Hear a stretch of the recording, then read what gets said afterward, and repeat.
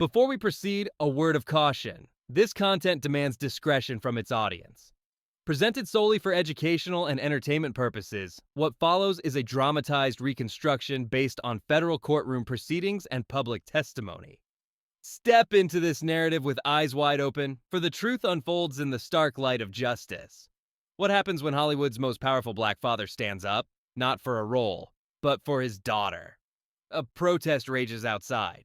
Inside, Samuel L. Jackson opens a notebook, not with lines, but with evidence. Emails, voicemails, flight logs, and one whispered name, Lori Harvey. This isn't a script, this is a reckoning. Because when silence gets too damn loud, the truth walks into court. A hush falls over the Federal Plaza, where shadows of protesters flicker against marble walls, their chants a low drumbeat. Protect black daughters. Inside, Samuel L. Jackson strides through the courthouse doors, not with the swagger of a movie star, but the resolve of a father armed with truth. His leather-bound notebook, weathered by years of secrets, feels heavier than any script. Today, he's no actor. He's a witness, here to unravel the empire of Sean Diddy Combs, allegedly built on predation, with Steve Harvey as its silent architect. This isn't a premiere, it's a reckoning. The witness box creaks as Jackson settles in, his horn-rimmed glasses catching the fluorescent glow. He swears the oath, voice steady, a baritone that sold billions in tickets now carrying the weight of a father's promise. 23 years ago, cradling his newborn daughter Zoe, he vowed she'd never be fodder for Hollywood's pipeline, a machine that polishes dreams and chews souls. I swore I'd watch, he says, eyes scanning the jury. And I kept receipts. The gallery leans forward. What receipts? Not scripts or headshots, but emails, DMs, texts, audio clips, shards of a hidden world. Jackson's not just testifying, he's unspooling a tapestry of predation, thread by thread. He speaks of Lori Harvey, Steve's daughter, caught in Diddy's orbit, her youth commodified under the guise of mentorship. The judge's gavel rests, but the room feels like it's teetering on a cliff. Flashback to 2018, a Brooklyn night shoot for Shaft. An assistant slips Jackson a USB drive, eyes darting. Inside, an audio file. Steve Harvey's voice, smooth as a radio ad, coaching Lori. A mogul's not your boyfriend, baby. He's your board of directors. The words land like a slap in the courtroom. Jackson's jaw tightens as he recalls saving it, sensing its cynicism. A month later, another fragment arrives. A grainy video from a bad boy entertainment engineer. Diddy, lounging in a studio kitchen, dictates Lori's outfits, chuckling over Stevie Wonder jabs at Harvey's expense. I saw a pattern, Jackson tells the jury, voice low, deliberate. One I'd watched destroy proteges before.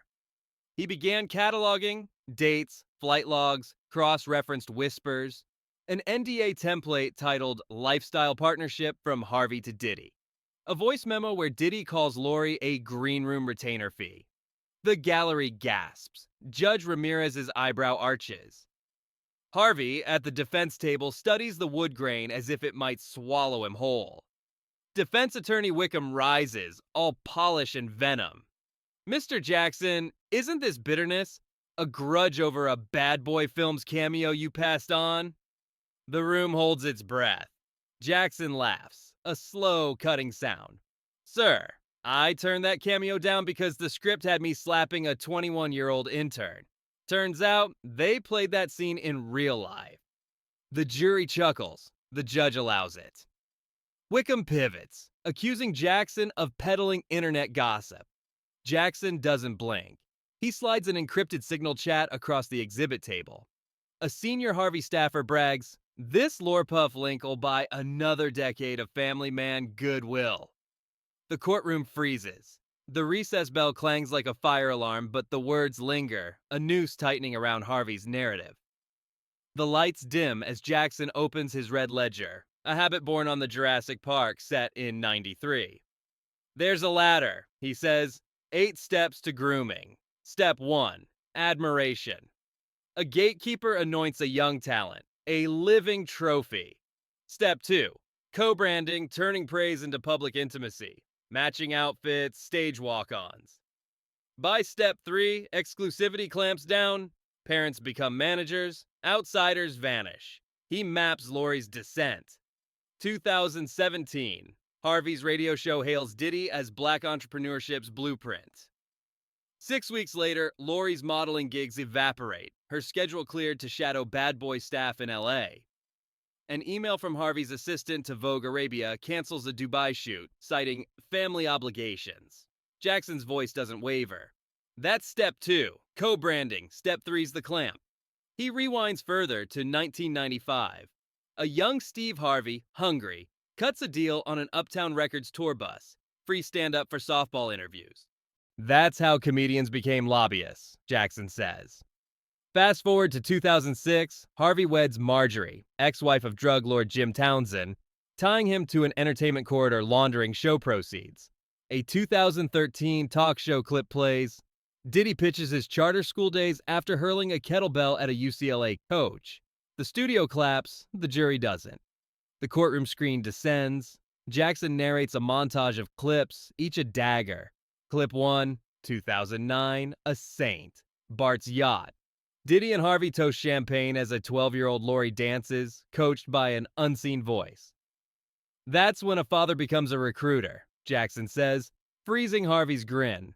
Clip 2, 2015, BET Awards backstage. Lori, 18, in a makeup chair, hears Diddy's coming. "Make me look older," she says, voice tight. Clip 3, 2019, a Soho penthouse. Diddy, shirtless, demands oysters plated sexy for Lori, who laughs nervously.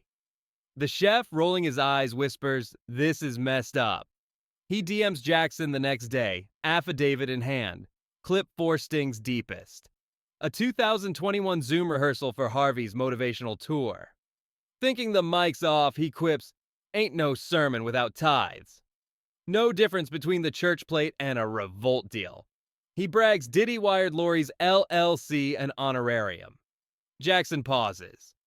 That's the backbone of grooming. The lights rise. Jurors avoid the defense table. Zoe Jackson's sworn statement, read aloud, seals it. "My father's vigilance saved me from that pipeline." A cart rolls in, stacked with Vista Aviation bankers' boxes. Jackson, glasses perched, reads a 2010 manifest. Diddy, Marjorie, and 17-year-old Lori on a Gulfstream to Nassau, while Harvey's social media claims Chicago mentorship. Gasps ripple. A 2012 flight, funded by Harvey's foundation, matches Diddy's tour jet. In 2014, Lori boards with bad boy staff and a freak-off stylist. Phone pings show Harvey in Anguilla during his Atlanta radio show, pre-recorded to chaperone his daughter on Diddy's yacht. "It's a breadcrumb trail," Jackson says, voice like gravel. Secluded villas, floating parties, Tulum compounds, same as Cassie's civil complaint. The jury scribbles. Spectators whisper of an IRS audit, not testimony. The ledger turns friendship into a pipeline. The monitor flickers. Jackson cues a 2018 night vision clip from a Martha's Vineyard mansion codenamed White Rabbit. Poolside, Diddy demands an LV bag. Harvey laughs. "You wild puff." Subtitles catch the damning line. "Rinse her, then send her to makeup." The phrase echoes Cassie's freak-off ritual. Eucalyptus showers, camera-ready reemergence. The clip's 45 seconds detonate. Spectators murmur. A marshal hushes them. Jackson establishes chain of custody. An estate manager leaked the drive after Harvey's team left the camera active. Phone metadata places Harvey there. Venmo logs show a $4,800 payment for extended checkout. Lori's text to a friend the next morning flashes on screen. "Puff says my smile is ratings gold. Dad keeps telling me ownership is everything. I feel like property." The gallery stills. The defense's deep fake claim crumbles against metadata. The jury's faces harden. Jackson holds up a redline contract, paragraph 16C, the wean-in clause. Harvey's 2017 Endeavor deal hinged on Diddy's cash, granting profit overrides for cross-finance projects. A 2019 gospel docuseries stalled until Bad Boy wired $2 million, premiering on a Diddy-backed channel. Emails urge Harvey to maintain exemplary optics, calling Lori's companionship a stabilizing symbol. A chef's testimony chills.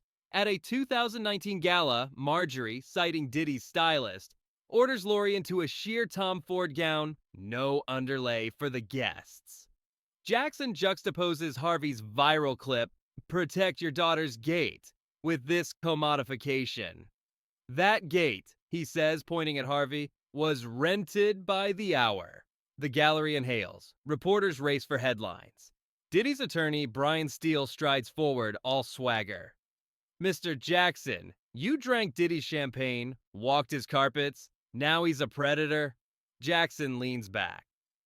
"I promoted movies, not young women." Steele waves an email of Harvey thanking Jackson for advice. "Exactly," Jackson snaps. "I told him to set boundaries. He ignored them, like your client." A 2003 DEET cassette hums through tiny speakers. Jackson's voice. "Puff. Why you got teenagers in here?" Diddy laughs. "They're grown enough for what I need." Justin Combs' chuckle stings, hinting at a generational cycle. A recent text from Diddy to Harvey seals it. "Sam's on the warpath. Remind your girl NDAs matter." The gallery erupts. Judge Morales gavels for order. Jackson's final line lands like a guillotine. "I'm here because silence got too damn loud." The courtroom feels smaller. Every wall a hidden camera. Jurors clutch notepads quoting, "Silence got too damn loud." Harvey's team begs for recess. Outside, protesters chant, "Protect Black daughters." Hashtags. "Listen to Sam. Shark silence is over." Flood social media. Diddy's streams tank. Harvey's ads vanish. Two celebrity fathers, off record, contact prosecutors, fearing their daughters' names next. The gavel falls, but the echo lingers. Jackson, the storyteller, has cracked the facade of celebrity power. Tomorrow, financial experts trace the money, but the real currency, truth, accountability, has already changed hands. And yet, for all the receipts, for every email and manifest Jackson laid bare in that courtroom, the truth doesn't live in the paper trail alone. To understand the depth of this machine, to feel its grip, you have to leave the witness stand and step into its architecture. Not in theory, but in flesh. Go back, before the trials, before the protests. Picture what it looked like in real time. Picture this. A penthouse draped in shadows. Its only light the soft flicker of candle flames dancing across cold marble and dark-paneled walls. The low thump of a hip-hop beat hums in the background, not loud, but constant, like a pulse that refuses to die. At the center of it all, a young woman, just 19, barely out of girlhood, sits at a sleek mahogany table. Her fingers tremble as they hover above the dotted line. Across from her, Sean Diddy Combs leans forward, calm, composed, his voice smooth like silk stretched over steel. "Sign this," he says, sliding the non-disclosure agreement toward her, the paper pristine, legal, cold. "And your dreams? They'll come true." But the contract is no doorway to destiny. It's a collar, a muzzle. A calculated pact of silence wrapped in the illusion of opportunity. She hesitates, not because she doesn't want it, but because some part of her still hears the warning bells buried beneath the beat. Diddy's eyes stay locked on hers, unblinking. "This is how the game works," he says, and in that moment the line between aspiration and entrapment disappears. She signs. That NDA didn't exist in a vacuum. It wasn't an isolated act of manipulation. It was a page from a playbook used time and again, perfected over years. What she lived was just one instance in a pattern, replicated across decades, spanning hotel suites, studios, backstage rooms, and penthouses just like this one. The real horror isn't just what happened to her, it's that it happened so many times the system no longer needed force. It ran on momentum, and Sean Combs wasn't a passive participant. He was the architect. With Bad Boy Records, he didn't just cultivate stars, he constructed a pipeline, a machine, One that scouted the desperate, seduced the eager, and devoured the compliant.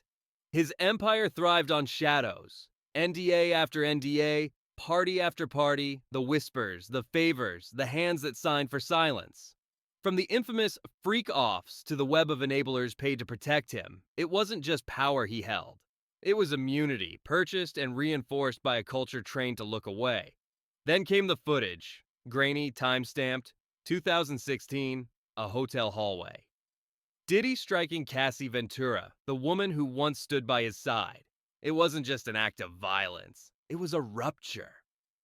When that video surfaced in May 2024, the damage wasn't just reputational. It tore a hole in the veil, and behind it, more victims, more voices, more stories buried under contracts and careers. This story isn't about scandal, it's about structure. It's about how one man learned to twist power into protection, and how an industry let him do it. The courtroom may now sit in silence, but that penthouse moment still echoes. Proof of a design meant to seduce, isolate, and silence. To understand Diddy's empire, you have to rewind to Harlem, early 1990s. The streets buzzed with ambition, and a young Sean Combs was already more than a music executive. He was a strategist. As he built Bad Boy Records, he wasn't just chasing talent, he was curating control. The targets were always the same: black and brown youth, mostly boys, sometimes girls, often aged 14 to 25. Kids from fractured homes, surviving rough blocks, with dreams bigger than their options. Like John Doe, 16, Brooklyn, 1995. He rapped at a showcase, his verses raw and hungry. Diddy pulled him aside after the applause died.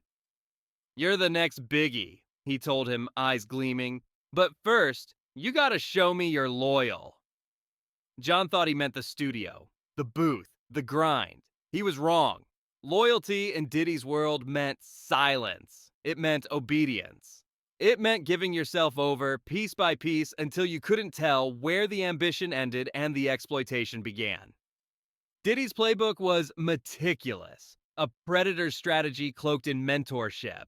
He positioned himself as a savior, offering golden opportunities to those least equipped to question them.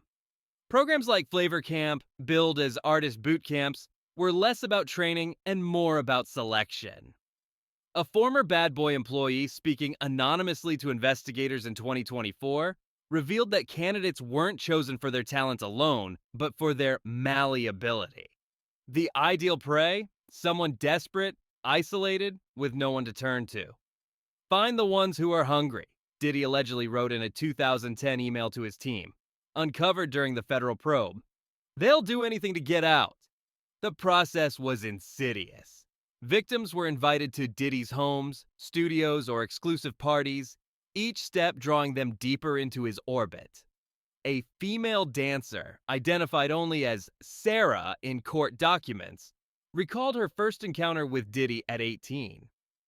"I thought I was being groomed to perform," she testified in 2025, her voice steady but heavy. "But I was being taught to stay quiet." Flavor Camp wasn't a launch pad. It was a training ground for compliance. Diddy's team, assistants, scouts, even club promoters, combed through cities, schools, and early social media platforms like MySpace to identify targets. They'd approach kids at open mics, talent shows, or late-night parties, dangling the promise of stardom. Once hooked, the victims were reeled in, their dreams weaponized against them. What made Diddy's approach so effective was its veneer of legitimacy. He wasn't a stranger in a dark alley. He was a cultural icon, a man who turned his own rags to riches story into a brand. To a teenager from the projects, his promises felt like salvation. But every invitation to a party, every late-night studio session, was a step toward a trap. The auditions were real, the contracts were signed, but the cost of entry was something no one explained until it was too late. "This is how the game works," Diddy would say, and for those young enough to believe him, the game was already over. Once the trap was set, Sean "Diddy" Combs didn't need to use force, at least not at first. His weapon was subtler, more insidious. The atmosphere he created, a carefully curated blend of allure, fear, and inevitability. Picture a Miami penthouse, its walls lined with mirrors reflecting every angle of the room, the air thick with the scent of liquor and sweat. Diddy sits in a leather armchair, his presence commanding, his eyes locking onto a young woman handed a glass of champagne.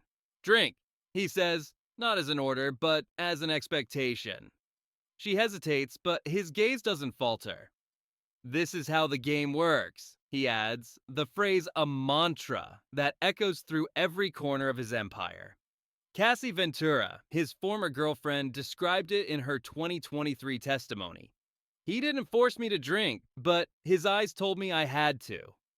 That moment, that glass, was the first step in a psychological unraveling, a process designed to erase boundaries until victims no longer recognized right from wrong.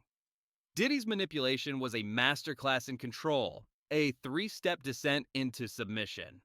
Step 1. The drink, often laced with GHB or ketamine, blurring consciousness just enough to dull resistance. Step 2. The introduction of sexual acts, framed as part of the party's culture. The infamous freak-off parties were no spontaneous bacchanals. They were scripted performances, complete with strangers invited to participate, cameras rolling to capture every moment, and Diddy orchestrating from the center. A female victim, identified as Jane Roe in court filings, recounted her first freak-off in 2024. "They handed me a red dress, checked my weight, 128 pounds, good enough, and led me into a room with mirrors everywhere. I felt like I was playing a role, and if I didn't perform, I'd be cut." Step 3. Normalization. Over time, victims stopped questioning. They observed, adapted, and accepted the depravity as the cost of staying in Diddy's world. The September 2024 indictment revealed chilling evidence. Over 1,000 bottles of baby oil and vials of sedatives found in Diddy's Holmby Hills mansion. Tools of a machine built to break wills. Jane Roe's voice cracked as she testified, "They gave me a drink. When I woke up, I was on a screen doing things I didn't remember." Diddy said, "Keep this quiet or everyone sees." The mirrors in that penthouse weren't just decor. They were a metaphor for Diddy's control, reflecting his victims back to themselves, distorted and powerless. The freak-offs were theaters of compliance, where every act was choreographed to make deviants feel routine. A former party planner speaking to investigators described the precision. "There were rules, weight limits, dress codes, no tattoos. If you looked tired, they'd drip you with drugs to keep going. Victims became actors in a play they didn't write, their shame recorded as leverage. The process was so gradual, so deliberate, that many didn't realize they'd been stripped of agency until it was too late. By the time they saw themselves on those screens, the game had already claimed them. But Diddy's control didn't end when the party did. The penthouse doors may have opened, but an invisible cage snapped shut around his victims. Non-disclosure agreements, often signed by teenagers as young as 14, were the first bars of that cage, carrying penalties of $1 million per violation. A 2024 court exhibit displayed one such NDA, its fine print a labyrinth of threats disguised as legalese. Beyond the contracts, Diddy built a surveillance network that rivaled a small intelligence agency. Drivers, bodyguards, assistants, and even lawyers formed a web, tracking victims' every move. A former bodyguard, testifying anonymously, admitted, "I was told to log every call they made, every address they visited. If they stepped out of line, I reported it." The system was airtight, designed to detect any hint of rebellion. When federal agents raided Diddy's properties in March 2024, they uncovered over 100 laptops and phones, a digital vault holding terabytes of freak-off footage, meticulously cataloged like trophies. The cage wasn't just technological, it was social. Diddy's parties were star-studded affairs, attended by A-list rappers, actors, and moguls, their presence lending an air of normalcy to the depravity. A victim recalled a chilling moment. "I saw a famous rapper watch as I was pulled into a room. He turned away like it was his cue." The silence of those celebrities was as crucial as the NDAs, a collective agreement to look the other way. Not because they didn't see, but because they knew when to avert their eyes. It wasn't that no one saw. a witness later told prosecutors. It's that everyone knew when to look away. That complicity, that unspoken code, turned Diddy's world into a prison without walls, where victims were watched, judged, and silenced by an entire ecosystem built to protect its king. The cameras stopped rolling, but the threat never did. For those who dared to speak, Sean Diddy Combs had a playbook to silence them, a ruthless machine that crushed dissent with precision. When Cassie Ventura filed her lawsuit in November 2023, accusing Diddy of years of abuse, the backlash was swift. Anonymous calls flooded her phone, their messages chilling, "You'll never work again." Tabloids, fueled by Diddy's PR team, branded her a gold digger, their headlines screaming betrayal. A female singer, known for a single hit in 2009, faced a darker fate. After hinting at Diddy's secrets in a radio interview, her career vanished overnight. No gigs, no contracts, no trace. Whispers in the industry pointed to a car accident in 2017 that claimed a cameraman who'd allegedly kept copies of freak-off footage. The police called it a tragedy. Insiders called it convenient. Diddy's reach extended beyond threats and disappearances. He wielded media like a weapon, with outlets like Page Six publishing glowing profiles, such as a 2019 piece hailing him as a philanthropic titan, days after a victim filed an anonymous complaint. Churches, too, played their part, with pastors praising Diddy's donations while ignoring the screams behind his generosity. An email uncovered in the 2024 federal probe laid it bare. Diddy's PR team instructed an associate to handle a victim with a $50,000 payout, adding, "Make it quick." This wasn't about protecting an image. This was about rebuilding a god from the ashes of his sins. "I got a call at 3 a.m. A former Bad Boy intern testified in 2025, her voice trembling. "They said if I talked, my family would pay." Diddy's empire didn't just silence voices. It erased them, leaving behind a trail of broken lives and unanswered questions. But Diddy didn't operate in a vacuum. His power was propped up by the gatekeepers of pop culture, figures whose influence shielded him from scrutiny. Names like Tyler Perry, Oprah Winfrey, and T.D. Jakes didn't stain their hands with blood, but their clout cast a long shadow. When allegations surfaced, Diddy's team leaned on firms like Sunshine Sachs to orchestrate charity galas, where Perry and Oprah appeared alongside him, their presence a silent endorsement. A leaked 2020 email revealed the strategy: get Tyler and O at the event. It'll drown out the noise. The noise was a lawsuit from a 22-year-old dancer buried under headlines about Diddy's generosity. T.D. Jakes, whose megachurch received millions from Diddy, preached sermons on forgiveness while sidestepping the accusations. Comedian Monique, in a 2024 interview, didn't mince words. They don't apologize. They buy silence. Her words painted a picture of a machine that operated like a cathedral, producing silence instead of salvation. Social media wasn't spared. X post from November 2024 exposed an influencer paid $10,000 to post a video defending Diddy, calling him a victim of cancel culture. These gatekeepers didn't just protect Diddy, they laundered his reputation, turning a predator into a pillar of the community. "I saw Oprah at one of his parties," a former assistant testified. "She smiled, shook hands, and left before the real show began." Their power wasn't in what they did, but in what they chose not to see. Their silence as deafening as the music in Diddy's penthouses. Diddy's story isn't the heart of the problem. It's a symptom of a deeper rot. The real scandal lies in a culture that thrives on deliberate amnesia, where power is built on the bones of the silenced. Why did it take decades for the truth to surface? Who profited from the quiet? The 2016 video of Diddy assaulting Cassie Ventura, once a fleeting rumor, now plays on a courtroom screen. Its grainy frames exposing a man who thought himself untouchable. But the light doesn't just shine on him, it illuminates an industry that watched, nodded, and turned away. Cassie, Jane Roe, and countless others broke the rules of the game, their courage cracking open a vault of secrets. Yet the question lingers, who's next? What boy or girl, eyes bright with dreams, We'll step into a room lit by candles, a camera whirring in the dark. I signed the NDA at 17, Cassie said in her 2025 testimony, her voice steady.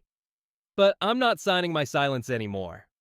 Her words are a call to arms, a challenge to an audience that's been complicit too long. This isn't just Diddy's trial, it's a reckoning for everyone who looked away. Will you keep watching the screen, or will you demand the light stays on? The game only works if we let it. The gavel may fall, but the story is far from over. The shadows cast by Diddy's empire still linger, and more voices wait to break free. Join us as we unravel the next chapters, tales of courage, betrayal, and truth that will shake the foundations of power. Stay vigilant, stay tuned, for the revelations are just beginning. Until then, thank you for standing with us in this pursuit of justice. Farewell, and see you in the light of what comes next.